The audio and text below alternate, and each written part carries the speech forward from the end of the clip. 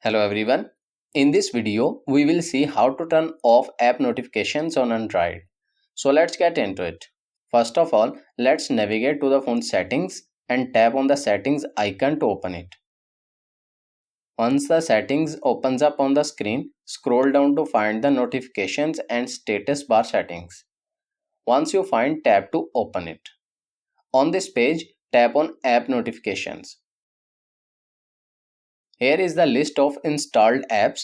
You can search for any app using the search bar or scroll down to find the app. Once you find the app, tap to open it.